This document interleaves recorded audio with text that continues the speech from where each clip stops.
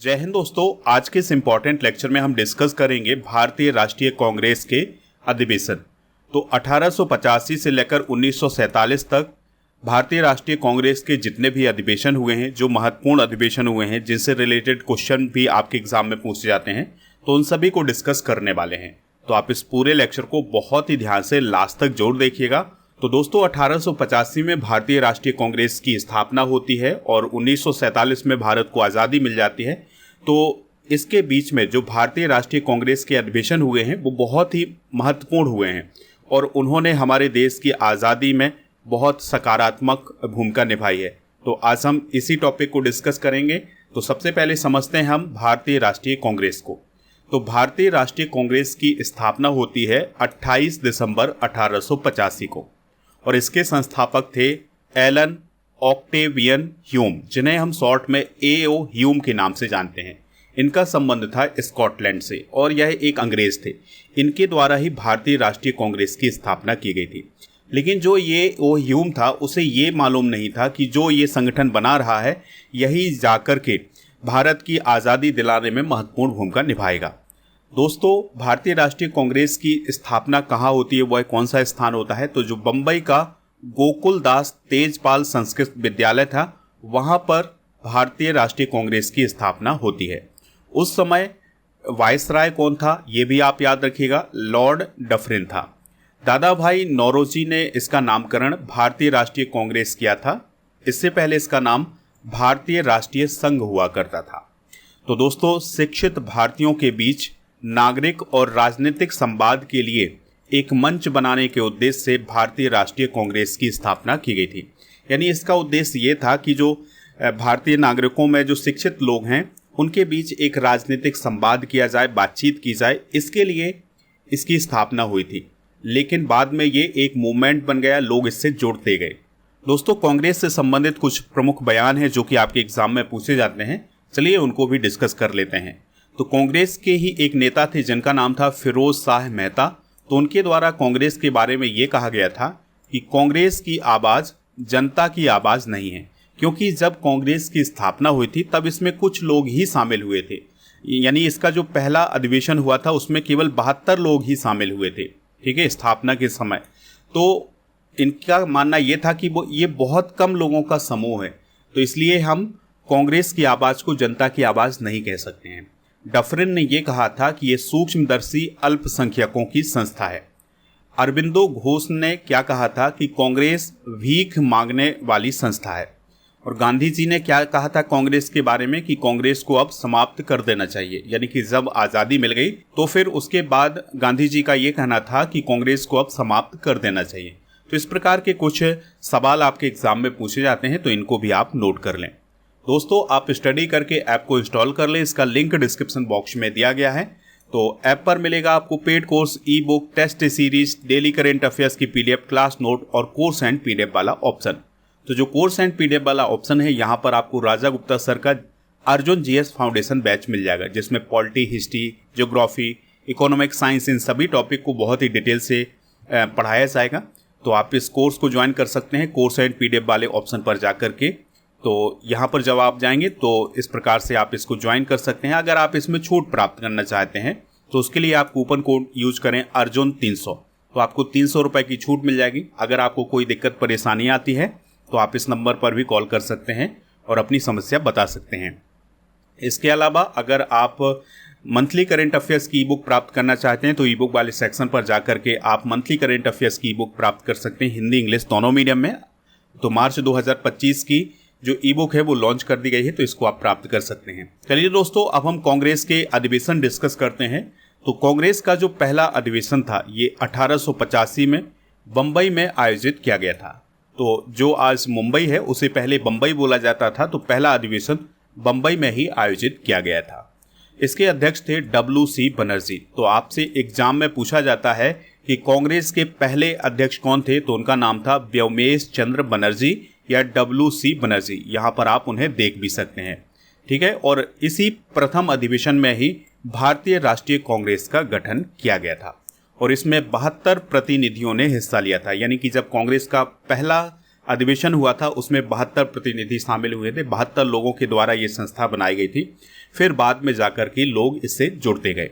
दूसरा अधिवेशन 1886 में कलकत्ता में आयोजित किया गया था और उसके अध्यक्ष कौन थे? दादा भाई नौरोजी। यहाँ पर आप उन्हें देख सकते हैं, तो ये हैं दादा भाई नौरोजी। तो ये दूसरे अधिवेशन के अध्यक्ष थे। फिर इसके बाद होता है दोस्तों तीसरा अधिवेशन। तो तीसरा अधिवेशन आयोजित किया जाता है 1887 में और ये मद्रास में आयोजित किया जाता है। जिसे आज हम चेन्नई बोलते हैं, उसे पहले मद्रास बोला जाता था। तो वहाँ पर तीसरा अधिवेशन आयोजित किया गया था, ठीक है। और इसके अध्यक्ष कौन थे? सैयद बदरुद्दीन तैयब जी, जो कि कांग्रेस के प्रथम मुस्लिम अध्यक्ष थे। तो ये भी क्वेश्चन आपसे पूछा जाता है कि कांग्रेस के प्रथम मुस्लिम अध्यक्ष कौन थे? तो सैयद बदरुद्दीन तैयब जी। चौथा अधिवेशन होता है 1888 में और ये इलाहाबाद में आयोजित किया जाता है, जिसे आज हम प्रयागराज बोलते हैं। और इसके अध्यक्ष कौन थे? जॉर्ज यूल, जो कि प्रथम अंग्रेज अध्यक्ष थे, ठीक है। इस बात को आप जरूर नोट करें, ठीक है। आपसे पूछा जा सकता है कि कांग्रेस के प्रथम अंग्रेज अध्यक्ष कौन थे? जॉर्ज यूल थे। फिर इसके बाद 12वां अधिवेशन काफ़ी महत्वपूर्ण है। यह 1896 में आयोजित किया जाता है और ये कलकत्ता में आयोजित किया जाता है और इसकी अध्यक्षता करते हैं रहीमतुल्लाह सयानी। और दोस्तों ये जो 12वां अधिवेशन था, जो कि 1896 में आयोजित किया गया था, इसमें राष्ट्रीय गीत वंदे मातरम को पहली बार रविन्द्रनाथ टैगोर जी के द्वारा गाया गया था। फिर होता है इसके बाद 15वां अधिवेशन 1899 में और ये लखनऊ में आयोजित किया जाता है, जिसके अध्यक्ष बनते हैं रोमेश चंद्र दत्त। यहाँ पर आप उन्हें देख सकते हैं। तो ये 15वें अधिवेशन के अध्यक्ष बनते हैं। दोस्तों इस अधिवेशन में भू राजस्व के स्थायी निर्धारण की मांग की गई थी। फिर इसके बाद 17वां अधिवेशन होता है, काफ़ी महत्वपूर्ण है ये अधिवेशन। ये 1901 में कलकत्ता में आयोजित किया जाता है, जिसके अध्यक्ष बनते हैं दिनसो ई बाचा, ठीक है। और दोस्तों यह जो 17वां अधिवेशन था, जो कि 1901 में हुआ था, यह वो अधिवेशन था जिसमें महात्मा गांधी की एंट्री होती है और वो इस अधिवेशन में भाग लेते हैं। यानी कि महात्मा गांधी पहली बार 1901 के अधिवेशन में कांग्रेस के मंच पर आते हैं। फिर होता है 21वां अधिवेशन। ये 1905 में बनारस में आयोजित किया जाता है, जिसके अध्यक्ष बनते हैं गोपाल कृष्ण गोखले। दोस्तों इस अधिवेशन में सरकार के खिलाफ, यानी कि उस समय की जो अंग्रेजों की सरकार थी, उसके खिलाफ स्वदेशी आंदोलन की औपचारिक घोषणा होती है। यानी कि स्वदेशी आंदोलन की जो घोषणा है वो की गई थी 21वें अधिवेशन में 1905 में। सबसे इंटरेस्टिंग अधिवेशन था 23वां अधिवेशन, जो कि 1907 में सूरत में आयोजित किया गया था। हालांकि यह अधिवेशन निलंबित हो गया था, क्योंकि इस अधिवेशन में कांग्रेस का विभाजन हो जाता है और कांग्रेस उदारवादी और उग्रवादी दो भागों में बंट जाती है। और दोस्तों ये जो 23वां अधिवेशन हुआ था 1907 में, इसके अध्यक्ष कौन थे? रास बिहारी घोष, ठीक है। तो दोस्तों ये अधिवेशन, ये माना जाता है कि इस अधिवेशन में कांग्रेस की फूट होती है, कांग्रेस का विभाजन होता है और कांग्रेस दो टुकड़ों में बढ़ जाती है। एक होते हैं उदारवादी नेता और दूसरे होते हैं उग्रवादी नेता। दोस्तों इसके बाद होता है 25वां अधिवेशन, जो कि 1910 में आयोजित किया जाता है इलाहाबाद में। इसके अध्यक्ष बनते हैं सर विलियम वेडरबर्न, ठीक है। तो इसमें जिन्ना ने 1909 के अधिनियम द्वारा शुरू की गई पृथक निर्वाचन प्रणाली की निंदा की थी। फिर 26वां अधिवेशन होता है 1911 में, ये कलकत्ता में आयोजित किया जाता है और इसके अध्यक्ष बनते हैं VN धर।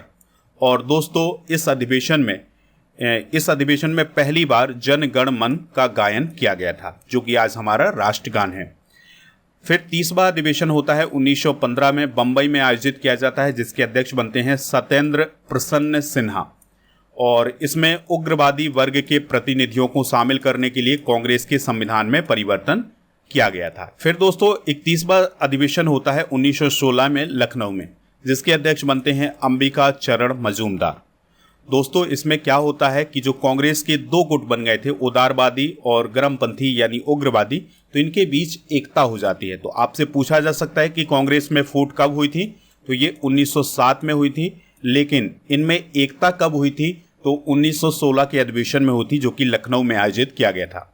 और दोस्तों 1916 के इस अधिवेशन में राजनीतिक सहमति बनने के लिए कांग्रेस और मुस्लिम लीग के बीच लखनऊ समझौता भी हुआ था, जिसे हम लखनऊ पैक्ट भी बोलते हैं। 32वां अधिवेशन होता है 1917 में कलकत्ता में और इसकी अध्यक्ष बनती हैं एनी बेसेंट, जो कि कांग्रेस की पहली महिला अध्यक्ष थी। तो आपसे पूछा जा सकता है दोस्तों कि कांग्रेस की पहली महिला अध्यक्ष कौन थी, तो वो थी एनी बेसेंट।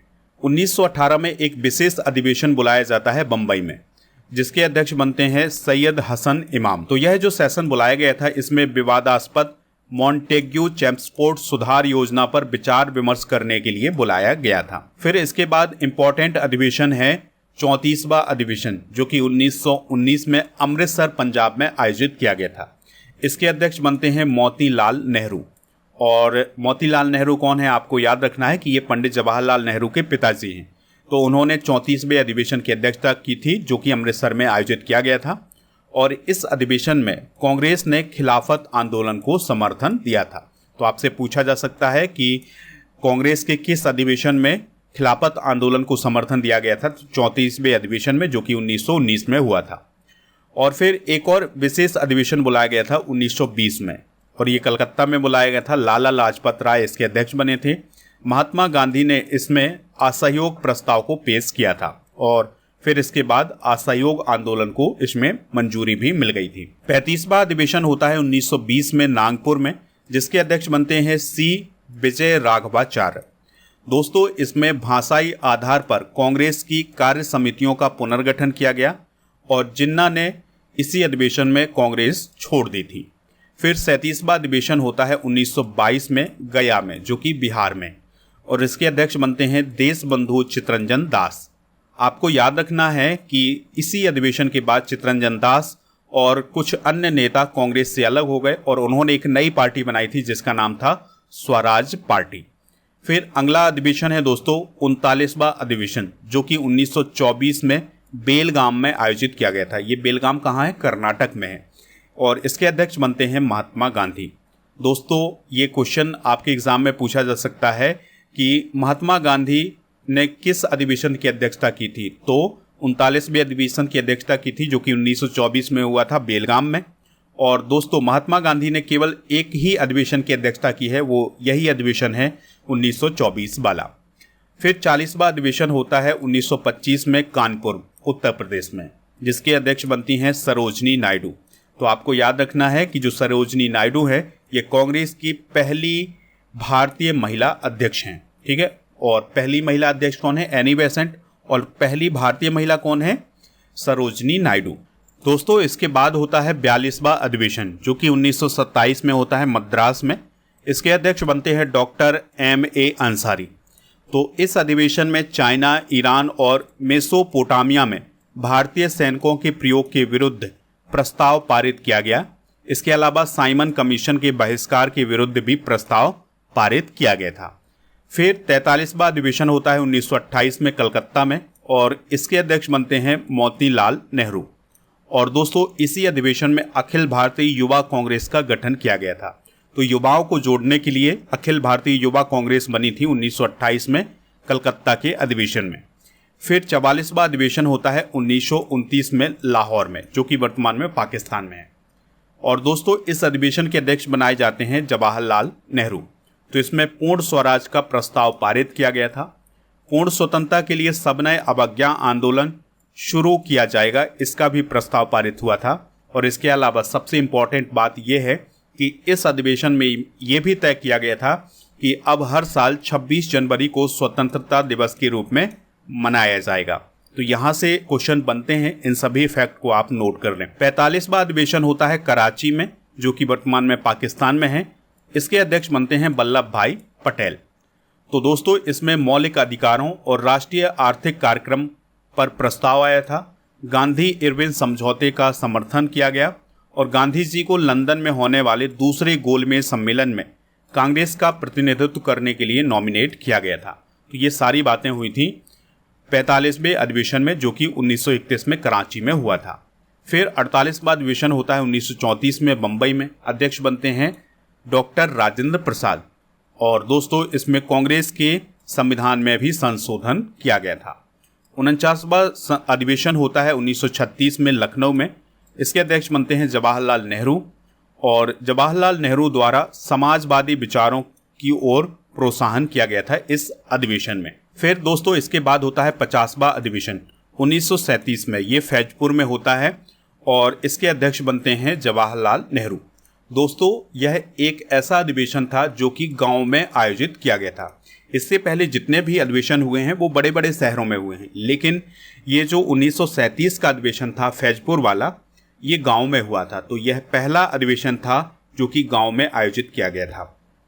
फिर 51वां अधिवेशन होता है 1938 में हरिपुरा में, जिसके अध्यक्ष बनते हैं सुभाष चंद्र बोस।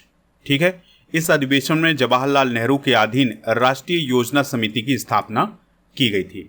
फिर इसके बाद दोस्तों 52वां अधिवेशन होता है 1939 में और ये त्रिपुरी में होता है। इसके अध्यक्ष बनते हैं डॉक्टर राजेंद्र प्रसाद।